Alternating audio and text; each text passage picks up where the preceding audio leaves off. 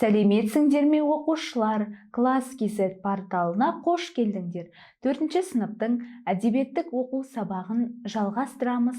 Біз бүгін табиғат құбылыстары атты тарауымызды қорытындылап аяқтайтын боламыз. Біздің бүгінгі өтетін тақырыбымыз өзіңді тексер деп аталады. Ендеше осы уақытқа дейін алған білімдерімізді тапсырмалар, сұрақтар арқылы тексеріп көреміз. Ең алғашқы тапсырмаға назар аударып қара. Бұл тапсырмада сөз жұмбақты шеш. Ақын Сейфуллиннің аты кім? Қане балақай, ойланып көр.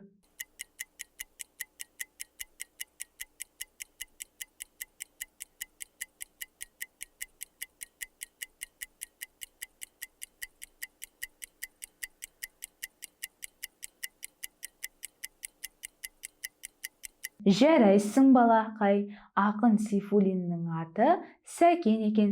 Сәкен, Сейфуллин, жарайсың. Ал енді екінші сұраққа назар аударайық.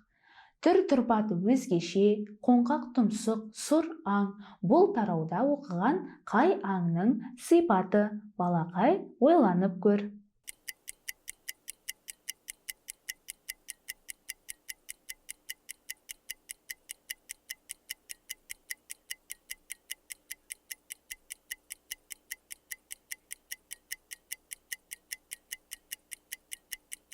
Жарайсың балақай, түр-тұрпаты өзгеше, қоңқақ тұмсық аң құралай екен. Жарайсың балақай. Біз бұл бөлімде құралай мәтінімен танысқан болатынбыз. Жұмабек таңертең ерте ұйқыдан тұрған кезде құралайды көреді. Сосын ол құралайды бірге асырайды. Одан кейін құралайды өз жеріне, өз ата мекеніне жібереді екен. Сонымен қатар Жұмабектің атасы осы мәтінде аспан әлемімен таныстырады. Шолпан жұлдызы, үркер жұлдызы, жеті қарақшы, темірқазық жайлы айтып береді екен. Жарайсың балақай. Ал енді үшінші сұраққа назар аударайық. Сатылмайтын нәрсені сатып алған кейіпкер кім?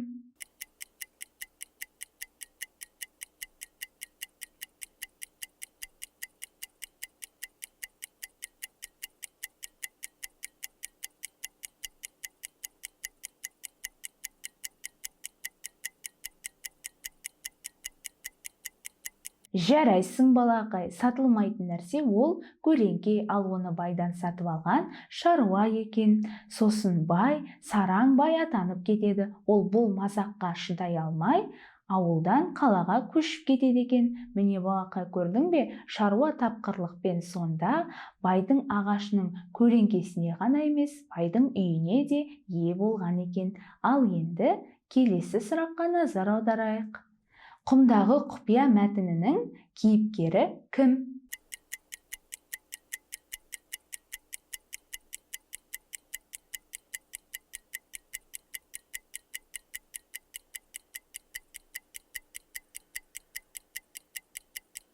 Жарайсың балақай. Құмдағы құпия мәтінінің кейіпкері Темір екен. Ол өз анасымен бірге экспедицияға барады. Онда ол түрлі ғажайыптарды бастан кешірген екен. Ал осы жолы барғанында ол бозторғайды көреді. Сосын бозторғай ол өзіне қауіп төнді екен деп балаларын ұясын басқа жаққа көшіріп әкетеді. Темір соған аң-таң болған екен. Ал енді бесінші сұраққа назар аударайық.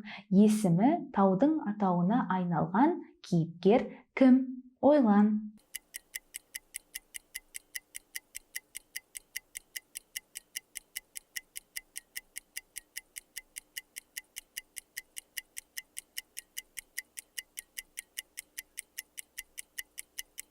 Жарайсың балақай.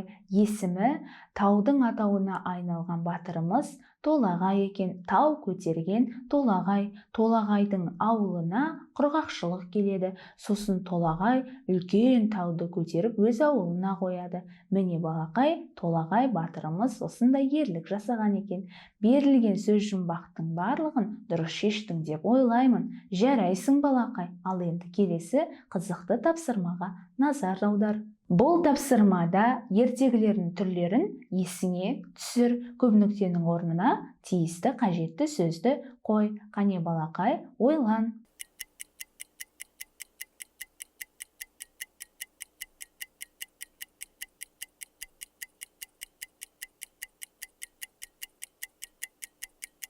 Ал енді экранға назар аудар. Ертегілер үшке бөлінеді: қиял ғажайып ертегілері, тұрмыс салт ертегілері және жан-жануарлар туралы ертегілер. Жарайсың балақай, сен де берілген көп нүктенің орнына дұрыс сөзді қойдың деп ойлаймын. Ендеше келесі тапсырмаға назар аудар. Айтыс түрінде жазылған өлеңнің кейіпкерлерін ата. Қане балақай, ойлан.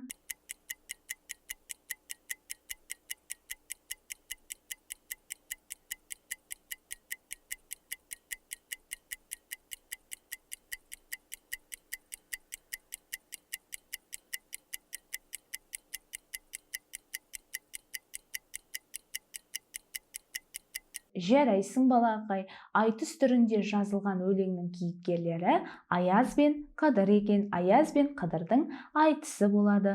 Бұндағы Қыдыр көктемнің бейнесінде беріліп отыр екен. Жарайсың балақай. Ал ендеше келесі тапсырмаға зер сал. Қалай ойлайсың, күн райы күрт бұзылса, мына баспаналардың қайсысы бірінші бұзылады екен? Ойланып көр.